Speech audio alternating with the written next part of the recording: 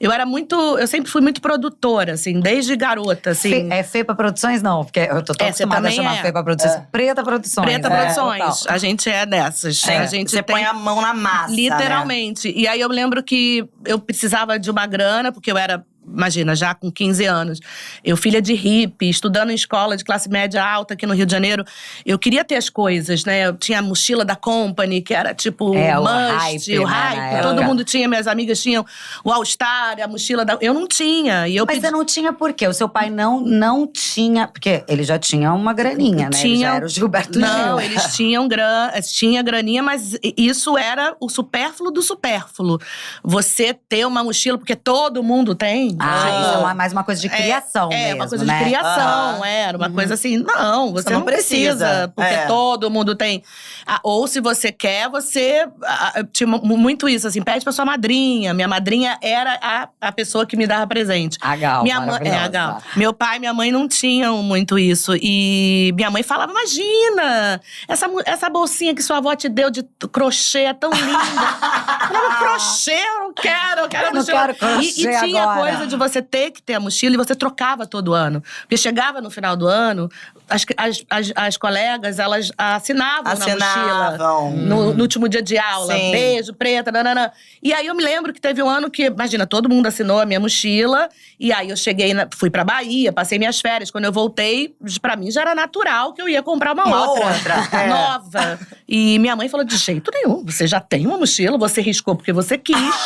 Entendeu? Ninguém mandou você riscar, a mochila tá perfeita, tá ótima, tá em bom uso, só tá riscada. Você quer lavar, quer que a gente e não dá pra sair, vai com a sua mochila. Eu me lembro, primeiro dia de aula, todo mundo com a mochila nova e eu com a mochila toda rabiscada do ano anterior, assim. E aí eu sempre fui dessas, que aí todo mundo me zoou, né? Imagina, preta. E eu, ai, gente, vocês estão por fora. Essa coisa de mochila nova, nada a ver. O negócio é usar antiga, você não tá vendo nos filmes, não, na revista, na manchete. Tipo, é vintage. É vintage. Já inventei vintage. Já inventou. Pra você não ficar por baixo. Nunca. Mas eu sinto isso em você. Mas isso era genuíno, ou você pensava uma forma que você não queria ficar por baixo e você não ficava mesmo, ou no fundo você tava por baixo e só fingia que não? É um misto de tudo isso, né? Isso tudo a gente usa como uma grande ferramenta pra se defender.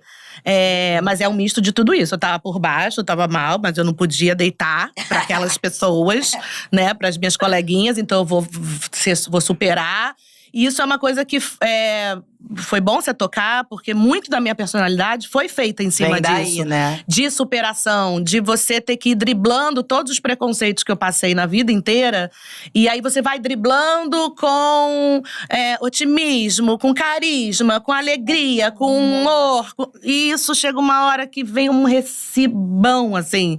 Vem um recibo tipo… Vral, a conta chega, né? A conta chega, mas chega grande, porque não dá pra você lidar. Obviamente, quando você é criança e você não consegue, você vai usando isso. Mas isso foi sendo reproduzido na minha vida adulta. Exato. E isso é um grande perigo. E isso é mais uma falha que eu acho que… Enfim, acontecia na minha geração, porque a gente não via criança dessa forma que a gente vê hoje, né? Que a gente tá criando um ser humano. Essas coisas todas podem gerar traumas. Vamos ser atentos a tudo isso. Não era tipo, a preta é muito engraçada, a preta é muito… E ficava por isso mesmo. E ficava por isso mesmo. E isso foi gerando em mim uma personalidade muito engraçada, realmente, que me custou muito caro, porque nem sempre eu conseguia vestir esse personagem. Não que eu não seja, eu sou. Claro que você mas tem horas que você não quer. Tem horas que você chega na turma e você não tá correspondendo àquela expectativa. E aí isso vai te frustrando, isso vai te fazendo se questionar. E isso pode te levar para alguns buracos. E essa conta chegou em algum momento? Essa conta chegou. Ela chegou num momento, mas foi bom, porque eu usei… Quando essa conta chegou, eu usei pra rever de fato tudo. Eu não fiquei literalmente passando pano pra mim mesma. Eu falei… tá doendo aqui, isso tá esquisito, eu vou investigar.